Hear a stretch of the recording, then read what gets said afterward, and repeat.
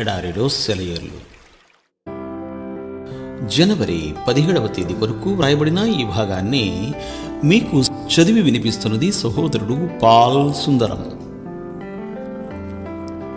జీవము గల దేవుని సేవకుడవైన దానియేలు, నిత్యము నీవు సేవించుచున్న నీ దేవుడు నిన్ను రక్షింపగలిగనా? దానియేలు గ్రంథము 6వ అధ్యాయము 20వ వచనం. దేవుని వాక్యంలో ఇలాంటి మాటలు చాలాసార్లు కనిపిస్తాయి. కానీ మనం ఎప్పుడూ మర్చిపోయేది ఈ సంగతిని. జీవము గల దేవుడు అని రాసి ఉందని మనకు తెలుసు. కానీ మన అనుదిన జీవితంలో ఈ సత్యాన్ని నిర్లక్ష్యం చేసినంతగా మరి దేన్ని నిర్లక్ష్యం చెయ్యం. 3-4 వేల సంవత్సరాల క్రితం దేవుడు ఎలా ఉన్నాడో ఇప్పుడు అలాగే ఉన్నాడన్నది లక్ష్య పెట్టం. ఆయనకి అప్పటికీ ఇప్పటికీ అదే రాజరికం ఉందని, ఆయన్ని ప్రేమించి సేవించే వారి పట్ల ఆయనకి అదే ప్రేమ ఉందని, ఆ రోజుల్లో వాళ్ళ కోసం ఆయన చేసిన పనుల్ని ఈ రోజుల్లోనూ చెయ్యగలగడని, ఇదంతా ఎందుచేతనంటే ఆయన సజీవుడు, మార్పు లేని దేవుడని మనం మర్చిపోతూ ఉంటాం. ఆయనకి మన కష్ట సుఖాలు చెప్పుకోవడం ఎంత అవసరం.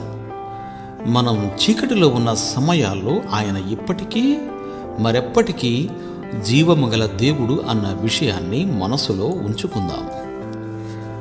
నువ్వు ఆయనతో నడుస్తూ, ఆయన వంక చూస్తూ, ఆయన నుండి సహాయం ఆశిస్తూ ఉంటే ఆయన నిన్నెప్పుడూ నిరాశపరచడన్న నిశ్చయత కలిగియుండు. 44 సంవత్సరాలుగా ప్రభుని ఎరిగిన జార్జ్ ముల్లర్ అనే నీ అన్ననైనా నేను ఈ మాటలు వ్రాస్తున్నాను. నన్ను దేవుడిప్పుడు నిరాశపరచలేదు. ఇది నీ ప్రోత్సాహం కొరకు వ్రాస్తున్నాను.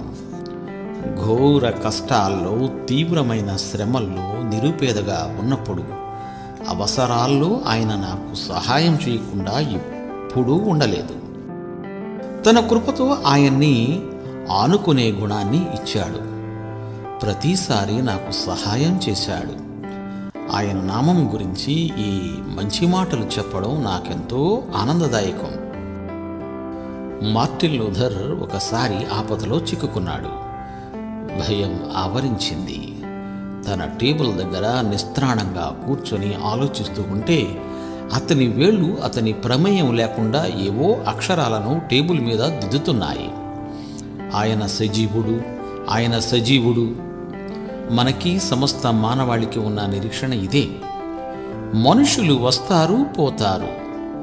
నాయకులు, బోధకులు, తత్వవేత్తలు వస్తారు, మాట్లాడుతారు, కొంతకాలం పనులు చేస్తారు. అందరూ నిశ్శబ్దంగా, నిర్జీవంగా నిష్క్రమిస్తారు.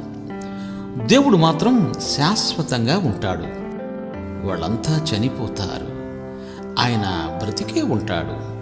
వాళ్ళంతా వెలిగించిన దీపాలు ఎప్పుడో ఒకప్పుడు ఆరిపోవలసినదే.